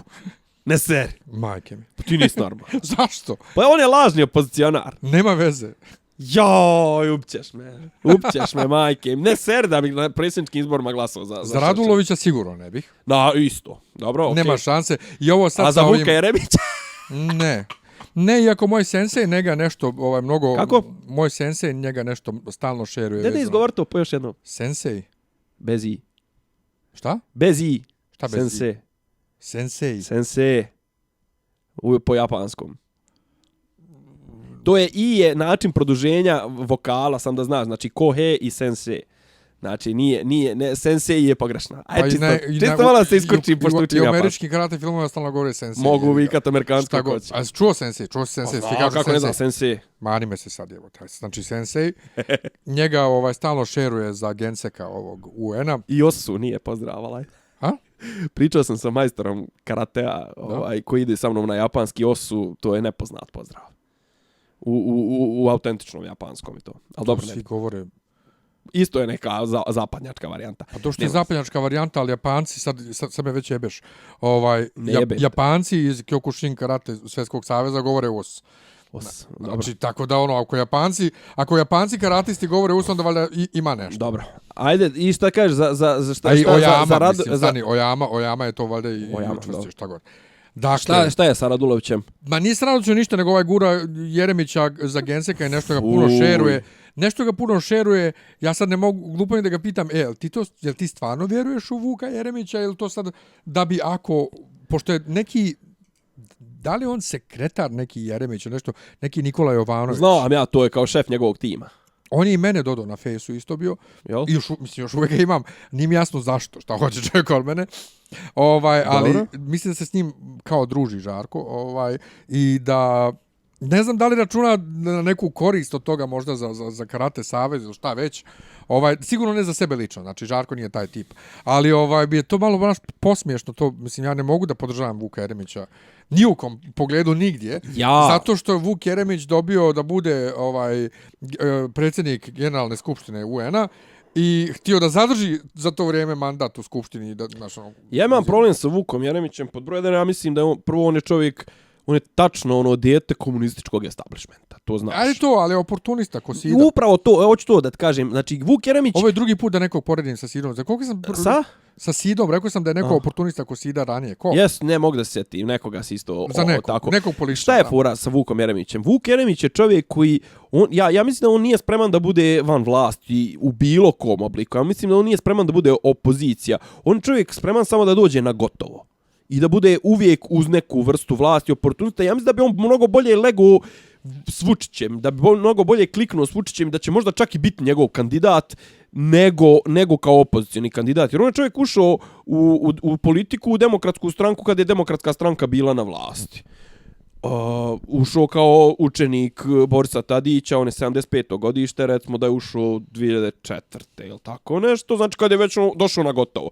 Znači on čovjek nikad se nije borio za svoje pozicije, sad se bori u UN-u. Pa bori se, ali mislim tamo nema opozicije, u smislu opozicije, klasične opozicije, nego svi smo, znaš, to je kao trka na 100 metara, znaš, kao ko prvi istrči. Znaš, nije šibanje u smislu, bit će neko pobjednik, neko poraženi, nego bit će prvi, drugi, treći, četvrti, peti. Znači, on isto tako, on je došao je, Simone, mislim da smo to, ja sam ga već negdje nazvao, on je bandwagoner, znaš, mislim, on je predsjednik Tenskog saveza Srbije. I dalje. Jel? Ne, mislim da je, zar sad nije stric Đoković? Ne znam, mislim da je dalje ovaj. Nebitno, ali uglavnom bio je kad je krenula popularnost sa Novakom.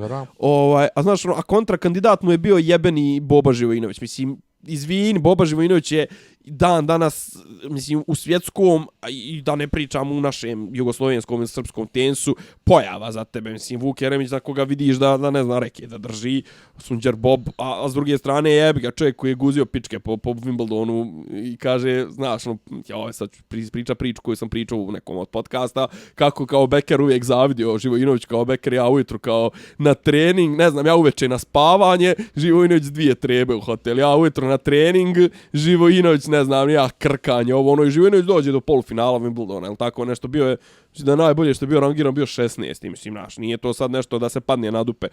Bolje uspjehe su čak, mislim, postigli i Viktor i Janko, ali nisu bili u polufinalu Wimbledona. Ali kažem, znaš, jebi ga Boba Živojinović, mislim, kakav god da je, on je, znaš, mislim, bio, do pojave Đokovića, on je bio simbol srpskog tenisa 30 godina.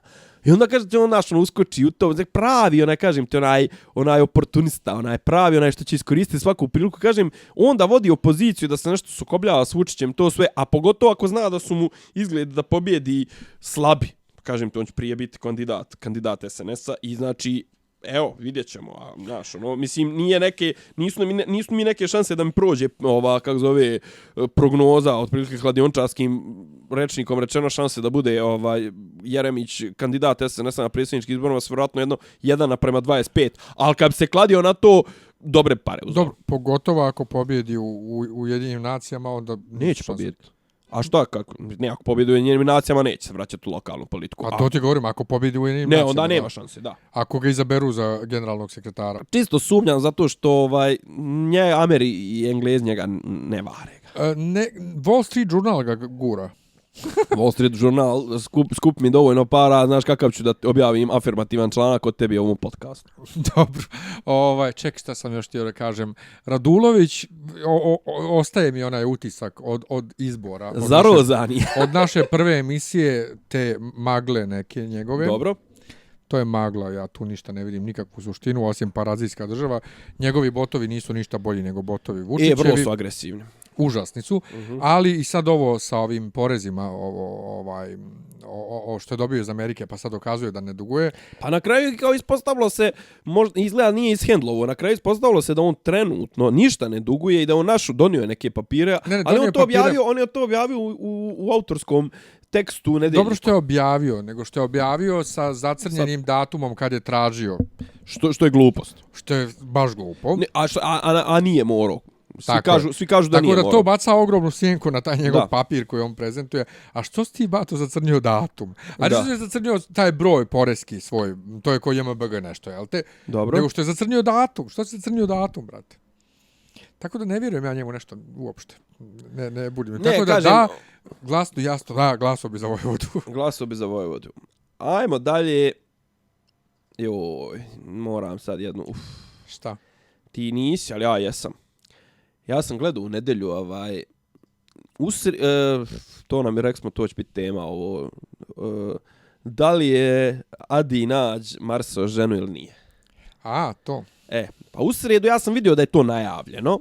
I generalno to je eksplodiralo medijski slučaj nasilja između navodnog nasilja, ili kako već pričat ćemo o tome. Tuko je na Medenom mjesecu, bila je maloljetna, bila je trudna. Silovo je kaškom, varjačom, pred sinom, tuku dijete, tuko dok je bila trudna, zbog toga dijete ima urođenu kataraktu, mislim katastrofa. Uglavnom, medijski slučaj, razvod je medijski slučaj. Da li je Albert Nađ, bivši fudbaler Partizana i bivši sportski direktor Partizana, tukao svoju bivšu ženu s kojom je bio 15 godina u braku, da li je zaista toliki silovatelj i nasilnik. Počelo je tako što je, mislim, Nađ objavio Viber poruku svoje žene prije 10-15 dana, možda i grešim, ajde da stavim ruku na srce, gdje ona njemu pominje majčine mrtve kosti i želi njegovom djetetu iz drugog braka koje je beba od ne znam koliko mjeseci da te pare koje duguje za alimentaciju da upotrebi djetetu za kovčeg, ovako ono imao bizarnosti teške. Onda je ona bila što je meni interesantno, onda se to pretvorio u sukob dvije medijske kuće. Jer žena njegova bivša je gostovala na prvoj kod Tatjane Vojtehovski u onoj nekoj emisiji Život priča, životne priče, bla bla bla. Isto, mislim. I ona je krenula sa tim momentima koji su ultra bizarni. A on je otprilike dobio mogućnost da da odgovor na Pinku. I zahvaljivao se Željku Mitroviću na kraju te emisije, što mu je omogućio da... To je bilo na Crna hronika specijal ili tako nešto. Uglavnom, imamo scenu, mislim, gdje su dvoje ljudi poznatih, mislim, on je poznat žena, ona je poznata zato što je njegova žena, se prepucavaju preko medija i jedno i drugo to rade radi djece, mislim. Iznose takve prljavštine da otprilike to nema ni u Velikom bratu, ni kod ovih starleta, ni kod ovog, ni kod onog. Kažem, na kraju se pretvorilo se u sudar dvije medijske kuće, kažemo. Sad ćemo da vidimo ko je jači, da li je jači Pink ili je jača prva, to jest ova, kako se zove, prva antena, ili tako, to je ovaj konglomerat B92, prva, bivši Fox antena, to je ona grčka firma. I kažem, znaš, toliko bizarnih momenata je bilo, znaš, mislim, ljudi koji iznose takve pikanterije, onda tipa ovo recimo, ne znam, mislim što je meni daš, ono, vidi se da su amateri ti što rade na tim televizijama i on je, mislim, on je donio neki štos papira, on je u nedelju držao monolog 2 sata na internet, na Pinku, bio mu onaj neki voditelj, onaj što vodi onu neku crnu hroniku i ona Goca, čuvena Goca sa Pinka, što ide na sve ove konferencije za štampu. Što ima 50 kila sa cipelama. I on je tipa svaki papir koji prikaže na televiziji, ti smo mogao ladno da iščitaš. JMBG, brojeve računa, adrese. Znaš, ono, mislim, vidiš da su amateri potpuni, znaš, ono, mislim, takve stvari se zacrnjuju, takve stvari, znaš, ono, mislim, tipa, ne znam, da papir na kome piše gdje njegova svastika sadašnja plaća nešto. Plaća u njegovo ime tu alimentaciju, ovo ono. I recimo, jedan od stvari, znači, ja čak ajde ostavljam taj sudar titana, taj moralni sukob, ali recimo jedna od stvari koja je izašla tu, koja je meni zanimljiva je recimo, da li ti znaš da je školarna za djecu, između ostalog za njegovu djecu, kod ovog ministra sadašnjeg Šarčevića u tom Ruđeru Boškoviću, godišnja školarna je 12.000 € u srednjoj školi. Ne znam. 12.000 € jebena srednja škola, halo, čovječe, pa ja za 12.000 € mogu ti organizovati 12 godišnje, znači to je 12.000 €, to je 1.000 € mjesečno, stvar čak nije ni 1.000 €, ako je, koliko traje godina, 8 ili 9 mjeseci, koliko traje? Tako nešto. Znači to je, ti imaš na raspolaganju 1.500 € mjesečno, ja tebi za 1.500 € mjesečno mogu ti organizovati 10 profesora da na 100, po 150 € privatne časove da ti daju, 10 profesora. Ali kaže, a pazi kao, uključeno je, ne znam šta, hrana i to sve, ali kao posebno se naplaćuje odvoz od kuće do škole.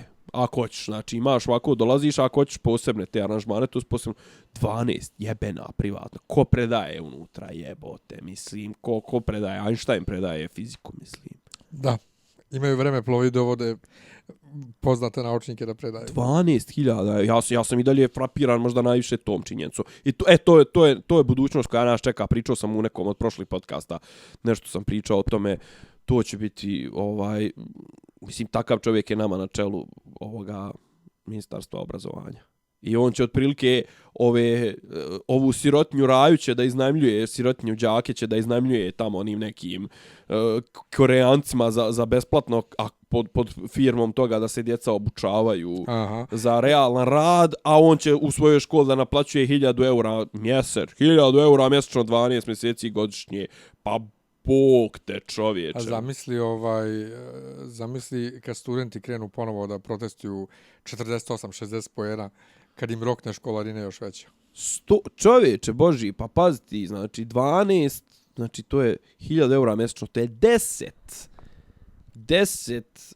sedmično po 3 ili 4, 10 puta po 3 treninga sedmično da imaš privatno, individualno. Znači, za 3 godine da postaneš Leslie Eldridge Bailey Ninja. 10, pa ne, kažete, ja još uvijek nisam Druga stvar, kažem, očigledno, mislim, to je sad sklop taj.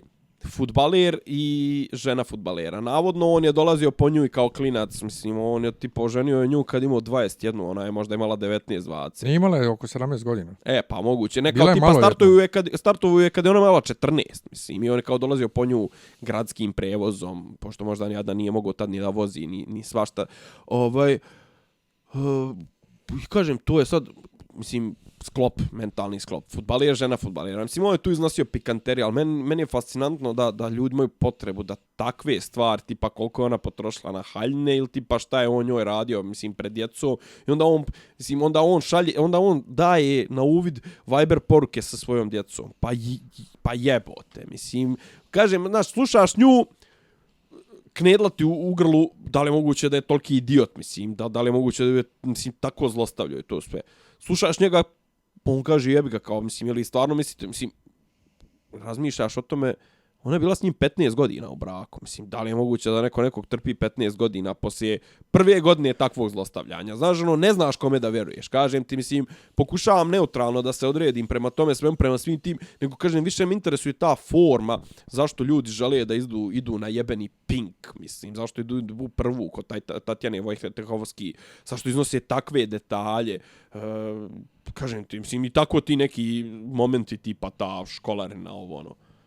Znaš, ono, kao on je njoj tipa 2000 je plaćao, on je plaćao sve školarne, on imao platu Partizanu 5000 eura, i mi od toga imao njoj dao 2000 alimentacije. I naravno sad više nema para. I kao, pa gdje su pare? Kao čovjek rekao, potrošilo se. Mislim, on čovjek imao milione, znači spičko je. Znači, to je ono klasično fudbalersko. Znači, daš mu koliko hoćeš i on će na kraju to, ako ne uloži pametno ili ako ne zna kako da održava, da spička, znaš. Mislim, ona žena, ono, prava, ona starleta, mislim, ono, ima za sve moguće silikone, ovako, onako, za operacije, a na kraju je zafalo za operaciju, detet operaciju očiju. Mislim, onda je na kraju klinac se javio, kako je rekao, htio da se, mislim, ubije. Mislim, je toliko bizarnih detalja, ja ne znam na šta će to izaći. Mislim, ali kažem ti, dvoje ljudi, znači, on je ipak neka javna ličnost i prepucavaju se, mislim, ono, prepucavaju se prva protiv Pinka. Pa jadno, sve zajedno, jadno. Ne znam, mislim, ono, Bože sačuvaj.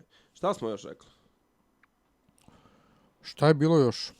Pa ti si imao neke rantove protiv banaka. Protiv banaka, hoćemo to ostaviti za sljedeći put. Mogli bi da ostavimo. Da mi se razriješi situacija sa Telenor bankom, ali generalno banke svugdje u svijetu, kao što znamo, pošto sarađuju Hillary s bankama, su ono tu da nas porobljavaju, da nam kradu pare, ali pa kod nas je, koji svemu ostalom, vrlo ekstremno, ja mislim. Šta si lijepo gledao ovih dana? Šta si čitao? To sve ja sam gledao NFL, ti ne pratiš to, a počela je sezona, se malo zahuktala, treći, javčit kad bude Super Bowl. Ja. Šta sam gledao? Čitam i dalje Mračnu kulu, završavam 4. knjigu. Možda večeras odem da gledam Sedmoricu veličanstvenih. Iako mi je žao, ja nisam gledao original još sa Steveom McQueenom. Vrhunski film. Charles Bronson i... A on se pominje... Da li je Charles Bronson? Onaj što barata noževima. Moram da pogledam. Znam samo za Stevea McQueena zato što u uvodu Mračne kule 5, koju sam ja prevodio, King citira. Samo ne mogu da sjetim, je li James Coburn tu? King citira, a ovaj film sad sa Denzelom i Chrisom Prattom i tako, dobro, dobio dobre kritike. Pa znaš kako, dobar je film kao film, mislim. Ne, ovaj dobra sad je priča, pa ne, okej, ali sad je samo se postavlja pitanje da li je potreban ili nije. Pa kažu da je onako klasični western, dobro, ali malo moderno snimljeno, jer ja ne volim tako te stare filmove. A sad kad bih gledao 7 veličanstvenih original, moram da gledam i Akiru, 7 samuraja, samo se ubijem gledajući. Pa original. To je original. Sad se ubijem gledajući. Ne znam, znaš kako. Pa pričali smo skoro o tome. 7 veličanstvenih je dobra zabava, cjeloviti film, zatvoren film, dobro snimljen, lijepo, mislim, ovako pitko za oko. 7 samuraja je ono, kako bi rekli Englezi, ono, immersing, znači ti i uroniš u taj film. Tu je i kamera, i sve, mislim, činjenica da je taj film snimljen 50 i neke, mislim, 54.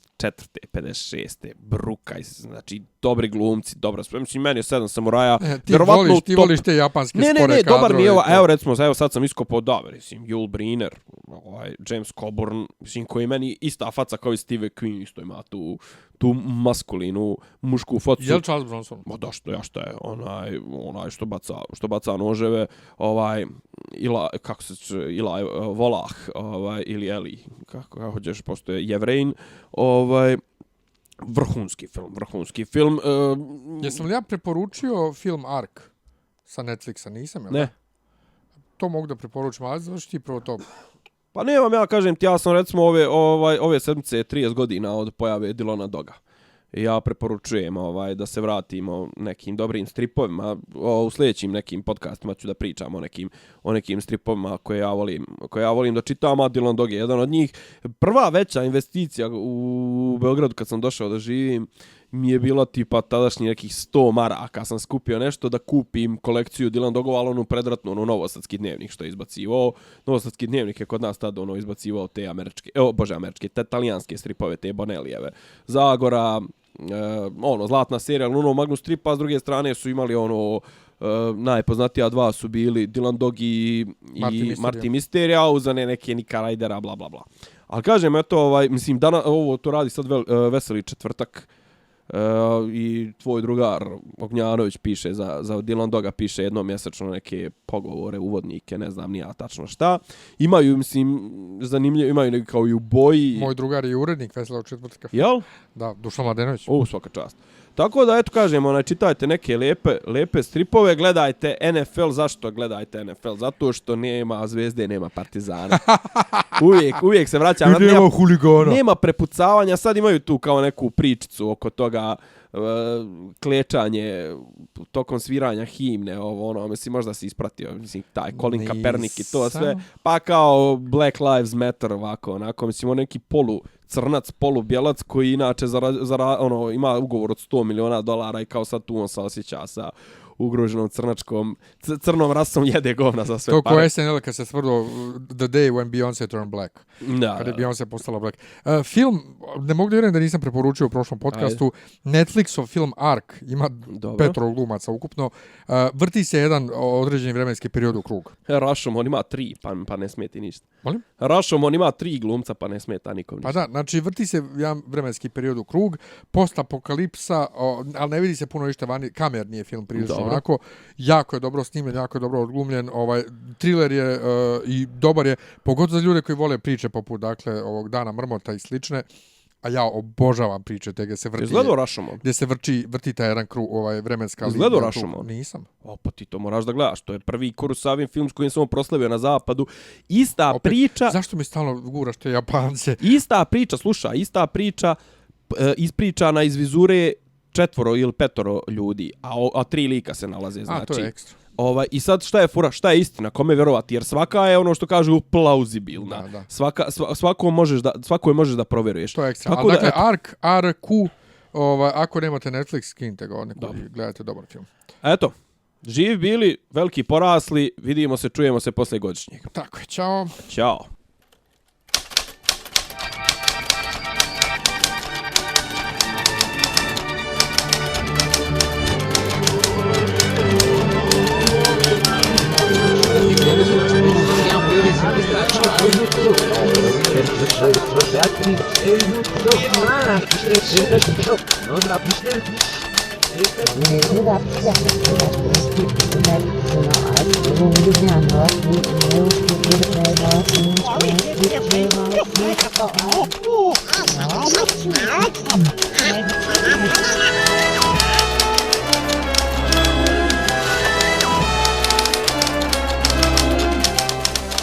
Дописи из Диснейланда. Tišina tamo. Ništa mi nije smešno.